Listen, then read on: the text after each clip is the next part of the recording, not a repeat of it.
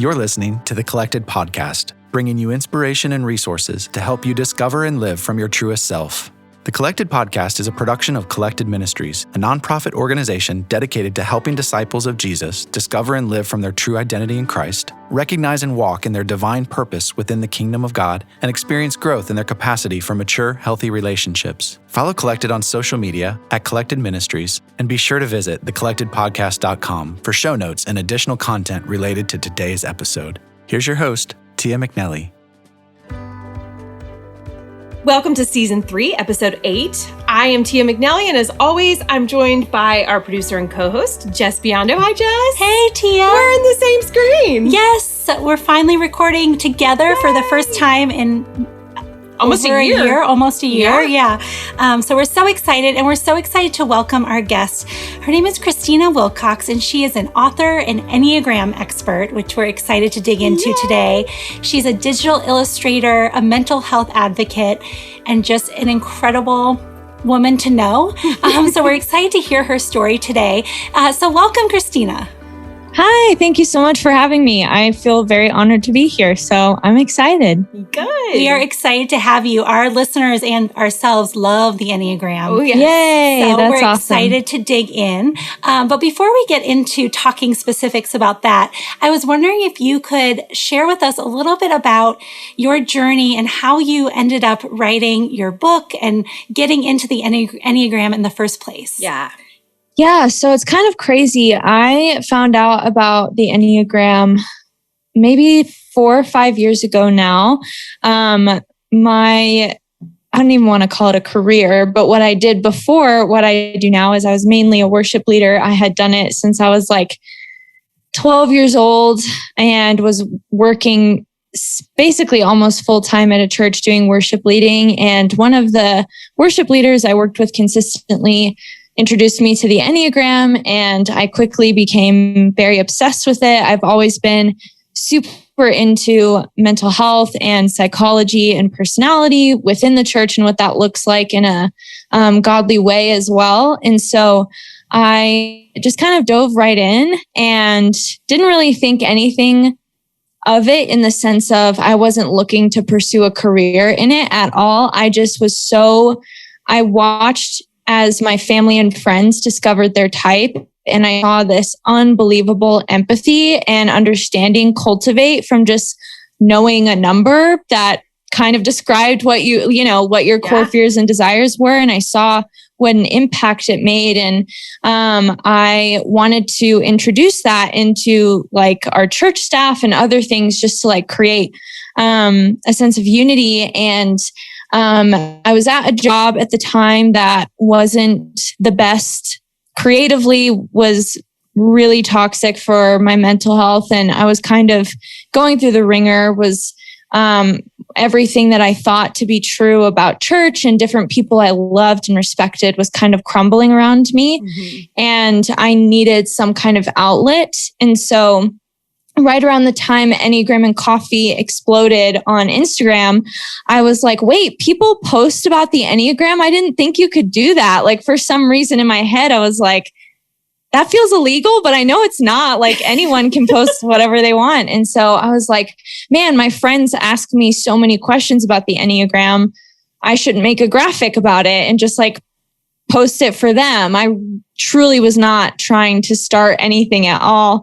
Right. And I posted it from my personal account and started to notice that people really liked it. And so I just started kind of doing it for fun again as a creative outlet. And then all of a sudden in 8 weeks, I went from 800 followers to 30,000. And then my account just kept growing and exploding. And next thing I knew, I had a book opportunity, and then I was a published author. And the Lord just kind of took this really hard season of life where I felt like I couldn't be creative within the church. I felt like who I was inhibited me from being successful. And he took these words that were spoken over me and took this really rough experience I had and turned it into this whole other now job and life that I'm in. So it's really crazy.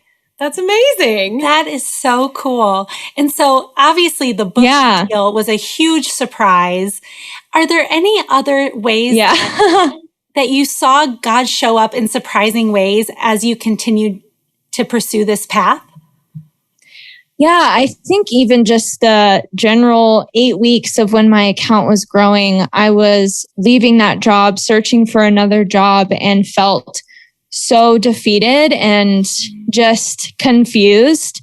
It was my first real experience with church hurt, and I didn't really know what to do with it. And the fact that when I felt like everything around me was just gone and I don't know, just not what I thought it was, the Lord just like gave me this whole new experience, and it really breathed life back into my spirit of like, no, I am taking care of you through this. And I know that this is hard, but I have something else for you. And like looking back, I never would have left that situation, and I never would have left what I had been doing my whole life if the ending hadn't happened and if this next season hadn't started. And there's been so many moments throughout of just even different people I've gotten in contact with that I have looked up for my entire like young adult life that now consider me their peer is just like unbelievable. Right? Nothing I could have ever imagined or dreamed. And it's every day I kind of wake up like, what happened? I don't understand. So the Lord's hand is truly in all of it for sure.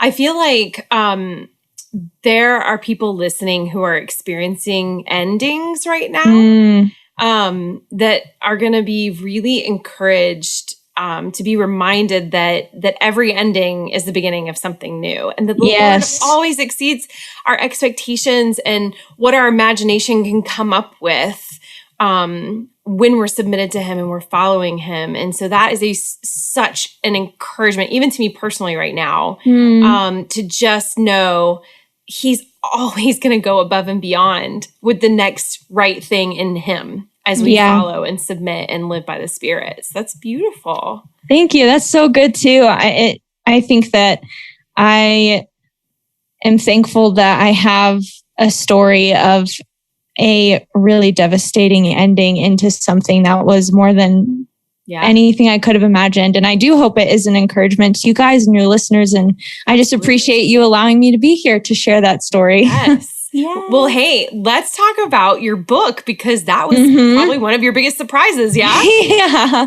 And so, sorry. Well, I was just going to say, with Valentine's Day coming, we would love it if you would take part of what you highlight in your book is how to love each type well.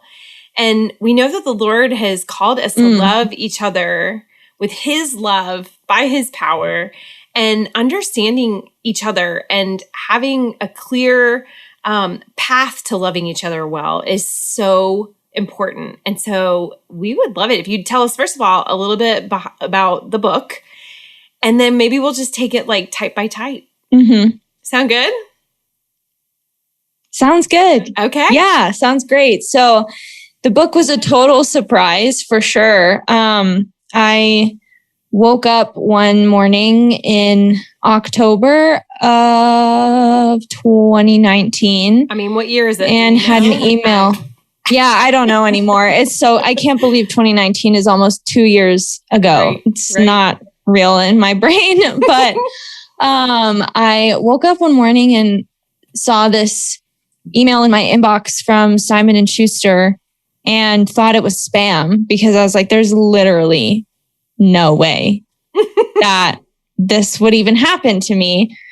And basically the email was just about like, hey, we found your account. We really love it. We're looking for different Enneagram experts to potentially author this next book that we have an idea for, but we really want it to be like unique to the author and the person. So if you could fill out this outline of what direction you would take the book and where you would go with it, that'd be great. And we'll get back to you. And so of course I was just like immediately typing in the outline, like, okay.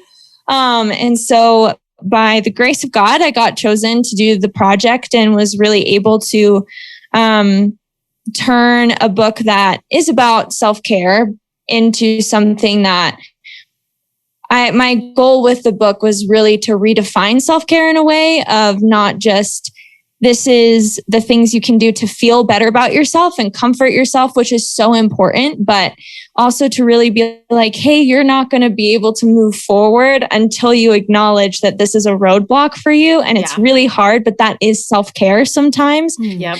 And so that's basically the theme of the whole book. And like you said, at the end of each chapter, I kind of go into 3 ways that you can love each type. I'm just going to do one for each type. And if you want to hear more, you have to buy the book. But shameless plug. But the book is called "Take Care of Your Type: An Enneagram Guide to Self-Care." Yes. I don't think we actually said it Thank you for remembering the name. Yes, and thank you. We'll link to it in the show notes as well. Yep. Perfect. So I'll just start with type 1. Type 1 in the more traditional practice of the Enneagram is called the perfectionist or the reformer. In my book, I call them the idealist. And the tip that I want to go with for type 1 is to help them celebrate life and experience the joy of life. Type 1s can often get into this mode of self-criticism, external criticism, constantly judging their surroundings to make them better, to make themselves more perfect, to make life more perfect, to even make the people around them up to their standards when they're not healthy. And as a, spouse, partner, friend, anybody, one of the best ways to help love a type 1 is to just create the space for them to enjoy life without feeling they have to fix it, or just reminding them that there's joy in the little things, that even if there's still 3 more tasks on the to-do list, you're allowed to take a break and take this walk at your favorite spot with your favorite coffee in hand and just enjoy and savor what God has given to you. Yeah. So that would be, I think that's my favorite tip from type 1. For the helper, I think something that a lot of helpers crave is quality time. They're incredibly warm people, incredibly loving, but they often overextend themselves to serve and help other people. And that could even turn for them when they're unhealthy into resentment because they aren't being loved for how they thought that they would be. Right. And so a way that you can really show a type 2 in your life love is to just put yourself in their shoes and plan them a date, plan them a day or outing, or I guess not outing during this time, but indoor occasion that they would have done for you. Just kind of putting your brain into that very thoughtful mode, even if it doesn't come naturally to you, just showing that effort that you're being proactive of like, hey, I know you do this and would do this for me without me having to ask you. I'm going to try and do that for you. And so just kind of surprising them with that and just being proactive in it and not waiting for them to initiate that quality time, if that makes sense. That's good. For type 3, give me one sec. Just have to flip. Okay. Let's see. Jess, how did you feel about that? She's a 2. Oh, really? And you're spot on. Yes. Yay. So amazing. Good. That's awesome. 3, so let's. Perfect. Yeah. Here we go. So I think the biggest thing with 3, I'm also a type 3, so it's hard for me to even pick one of these because they deeply resonate with me. But I think the one I'm going to choose is something I called catch them.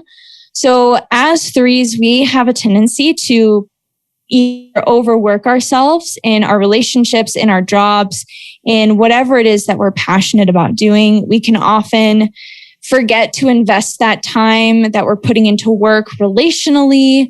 We can just see our image and value only in light of our accomplishments and not who we are apart from that. And I think one of the best ways to love them is that eventually as they're pushing and pushing and pushing, they will burn out and we will fall eventually. Our emotions will catch up to us. And so be there to catch them, have your arms open, prepared, even kind of lean them into that falling, even if they're not at that breaking point yet, but just creating the space for them as often as you can to let their hair down and cry and really process what's going on, and to let them kind of tumble into you when they're just like, I can't keep sustaining this anymore. Because we all know a 3 in our life and we all know that they're going to hit that point soon. And so as a friend, as a spouse, just be ready, be prepared. And similarly to the 2, be proactive in setting up a time where you can just catch them, give them that space to take a nap, give them the space to watch the TV show, to talk, whatever they need to do. Obviously, that applies to anyone as well, but specifically to the 3, it's super important. Yep. Spot on. Yay. So I think the biggest thing for 4s that every 4 I've talked to, it's so important when loving them well. I'm a wing 4, so this also very much resonates. Yay, there we go. We're the same. It's super important to them, but it's not necessarily as much of a practical tip as much as an emotional one. But avoid invalidating language. Yeah. I think one of the worst things you could do to a 4 is, as they're processing with you, is to invalidate those emotions, because it directly enables a narrative that they're already telling themselves that I'm crazy, I'm too different. Why am I feeling this way? There's something wrong with me. And so when you use invalidating language, even casually, a 4 really takes that to heart. Yep. And so even if you don't fully understand what the 4 is going through, and we may never, no one may ever fully understand what a 4 is going through, but I think being understood from a 4's perspective, they crave being understood. And a lot of that comes with just listening and avoiding that invalidating language. Even if, again, it doesn't make sense to you, whatever it is, just allowing them to just word vomit and actually process, rather than try and either fix their problem or even take the jump to connect with them in those raw emotions, rather than saying like, well, you could do this and then move on from this.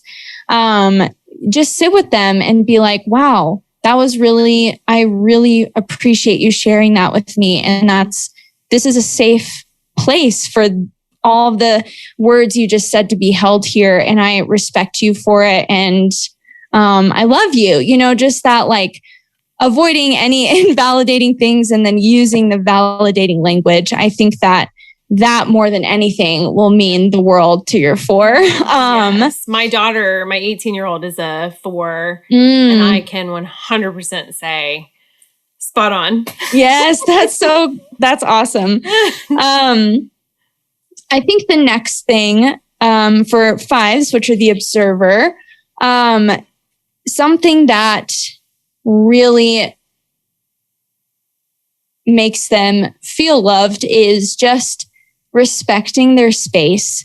That sounds so simple, but if you are going to start anywhere with a 5, respecting their space is the first way to love them really well. And they're usually whether or not they show up in the world as like an introvert or an extrovert, their social battery depletes faster than any other number. 5s and 9s are similar in that way. Both of their batteries deplete much faster.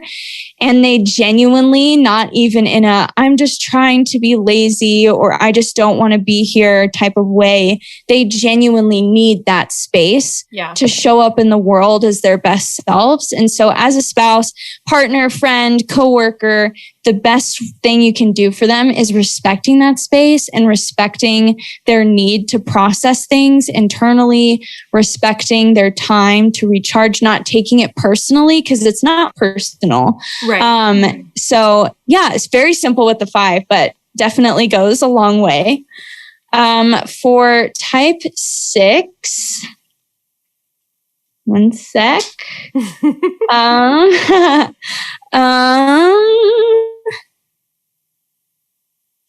I think the biggest thing with type 6s is actually taking their worries and concerns into consideration. Sixes are known to be worst case scenario processors.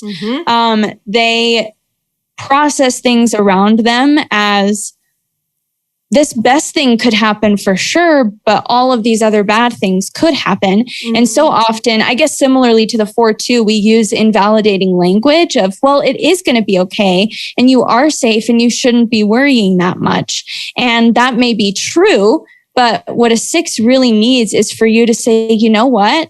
I don't understand, but I see how those concerns are valid for you. Let's completely flush them out.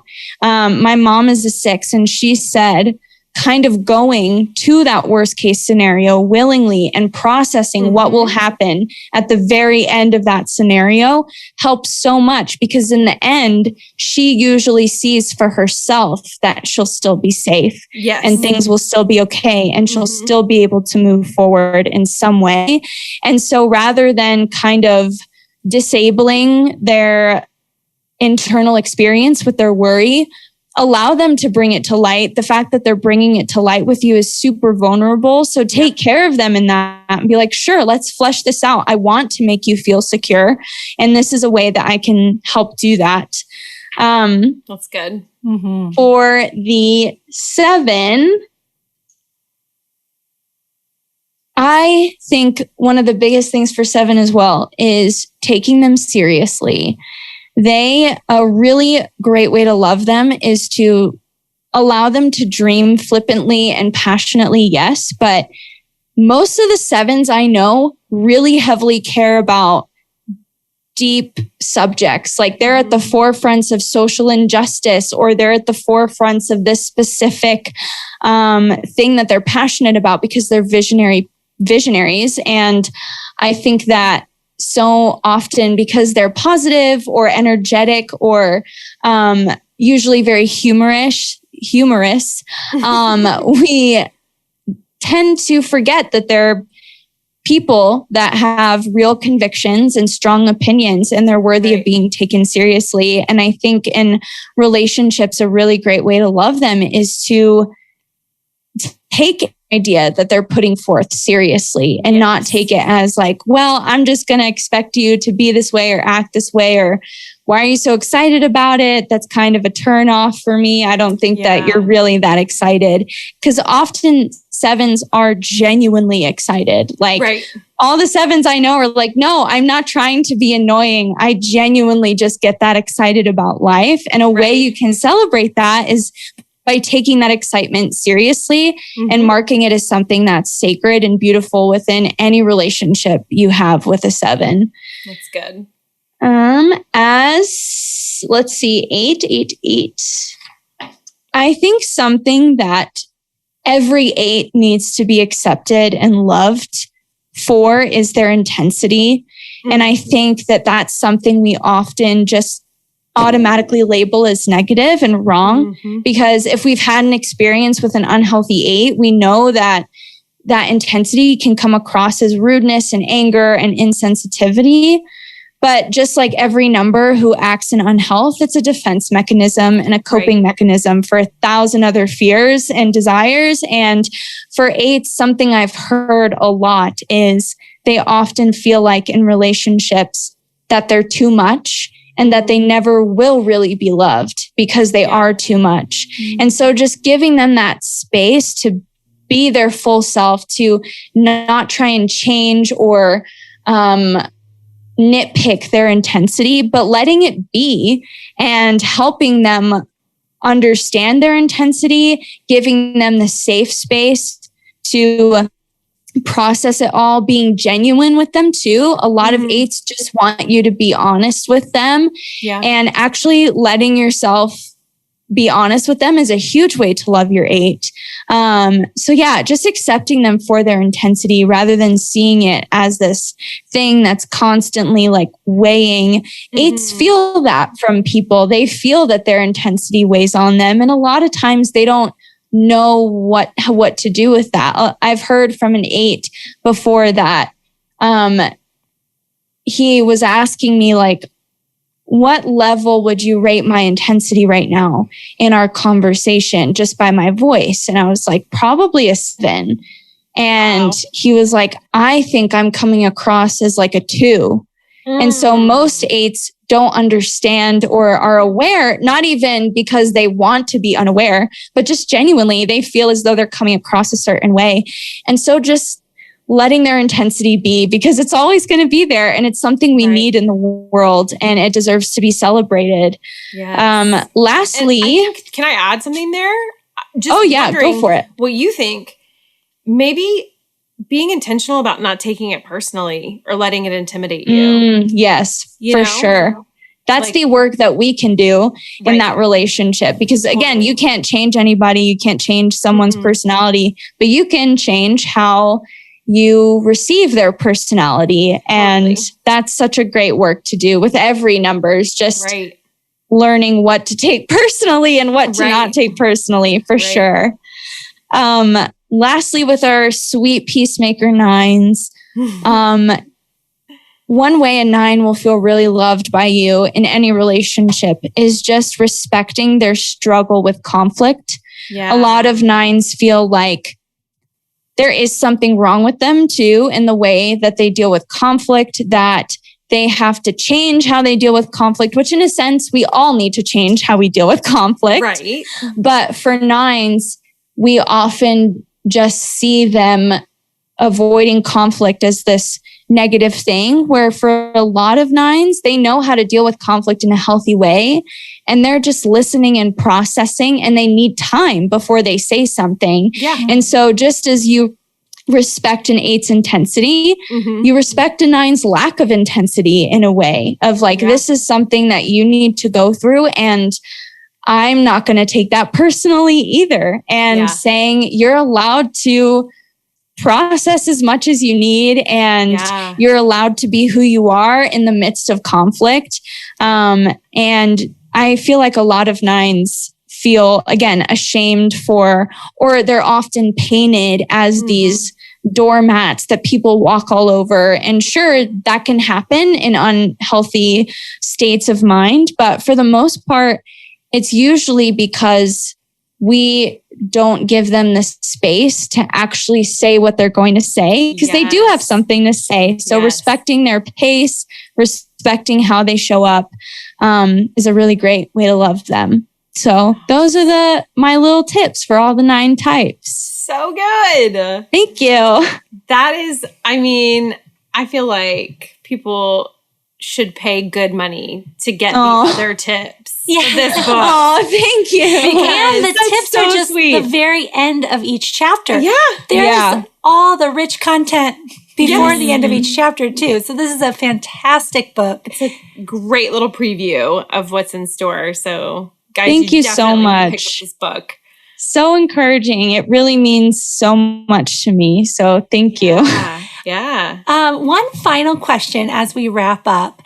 Is there any last word of anything that might be on your heart, like since you've finished writing the book and as you've continued your own personal journey, any word of encouragement for people out there in any direction? Is there just anything? I want to give you the space to just share anything that might be going on in your mind and heart right now. To be honest, it's one of the most dangerous questions you could ask me. I'm like known in my circle of family for like pulling out a soapbox and just stepping up real quick and then stepping down. But to keep it really short and simple, I said this on another podcast I was on recently because I feel like it is something that I've held close to my heart for years, but now it's just like becoming this thing that's unavoidable for everybody. And it's really simple. It's something that I try to live by, and it's just assume less, love more. Yeah. And I think that for all of us to take the steps, whether that's using the Enneagram as a tool to help us do that, whether that's diving deeper into scripture, getting into a consistent ritual of praying with God consistently throughout the day, whatever it is that you need to do to just assume less about people, assume less about yourself, assume less even about God. So often we make so many assumptions about what God is doing, who he is. And a lot of the times we're not correct. So I think and that goes with people, that even goes with yourself, especially with different, in the language of the Enneagram, types that we all struggle with our emotions and we struggle with our feelings and the different traumas we've been through, and just taking the time to not assume anything about what is happening when those things are being brought up, not assuming something because this one person acted this way towards you, and just taking the moment to extend love and self-compassion and compassion in general in all situations is something that I think we all could do a little bit better right now. No doubt. You know, and in the spirit of self-care, you know, thinking through your book, I think that even applies to ourselves. You kind of nodded to that a bit in what you were saying. Yeah. You said self-compassion, but assuming less about our patterns and what we should expect of ourselves. Yeah. You know, we could probably expect more of ourselves than what we've shown ourselves in the past. And loving ourselves well as a reflection of Christ in the world. Yeah. So I think that's inward and outward for sure. Definitely. Something that I feel like the Enneagram has helped me understand. And as I've been in therapy for a while as well, and now being in grad school to become a licensed therapist, I think one of the biggest things that the Enneagram helps us do as Christians is to learn the difference between dying to self and self-connectedness, because those aren't the same thing. And I think a lot of times as believers, we view that connection to self as something we need to die to. Yeah, when the Lord calls us to foster that connection, because it's how we become closer to Him as well. Yep. And so I just, like you said, assuming less about our own patterns, and rather than, I feel like taking that time to assume less allows different thoughts, even if they're sinful, to come up, and just let them, like, acknowledging that they're there and being able to repent, rather than either using assumption as self-denial or using assumption as condemnation. Yeah, I was going to say shame. Shame. That's mostly what happens for all of us as believers. And so I think just taking the time to be like, what if I'm having this specific thought because there's something actually going on? What if this emotion that I may view as wrong or sinful is actually a clue to what God is trying to teach me right now in this season? And so I think the Enneagram is a great tool for that, but also always scripture and diving into who He is first can get us there even further, for sure. Yeah. Perfect. Yay. Thank you so much for having me, you guys. Absolutely. And happy Valentine's Day. Yes, you too. That's awesome. I hope you guys have a great Valentine's Day. Thank you. What a great episode. Yes. Christina is so wise and insightful about all things Enneagram. And her book, not only does it break down each number and have all this incredible, rich information, but it also has her illustrations throughout. Yes, it's a beautiful book. Beautiful book. Jinx. So today, in honor of Valentine's Day, we are launching a giveaway on our Instagram page at Collected Workshops. At Collected Ministries. Yep. Check.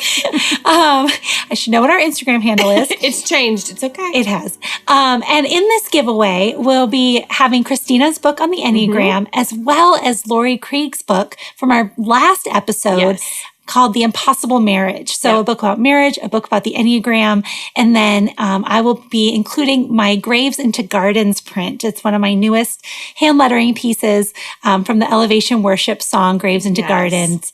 And so check that out on our Instagram page, and all the directions are posted there for you. Perfect. And that runs through Valentine's Day. Yes. So we'll announce the winner on Valentine's Day, and we will be excited to see who all gets connected through our giveaway. Yay! So I absolutely love any kind of rundown that takes you through like one aspect of every type of or each type on the Enneagram. So it was such a joy to just focus on how to love each type really well. Like that's so very important. Yeah. And I find that to be such a useful tool to just kind of have that handy, ready to go. I hope you guys took notes, because now you've got, with whoever you encounter in your life, you've got a go-to way to love and honor that person for who God created them to be. And so we hope that you guys enjoyed this episode. We hope you go out and buy this book. And if you didn't take notes, remember, I've taken them for you. True. On our website. So check out our website too, collectedministries.org, and you'll find all the show notes and details about everything that Christina shared about loving each number well. Yes. Have a great week. Bye, guys. Thank you for listening to the Collected Podcast. Please be sure to subscribe, rate, and review. And if you like what you've heard, we'd love it if you'd help spread the word. Check back here for new episodes dropping every other Thursday. You can follow along on social media at Collected Ministries.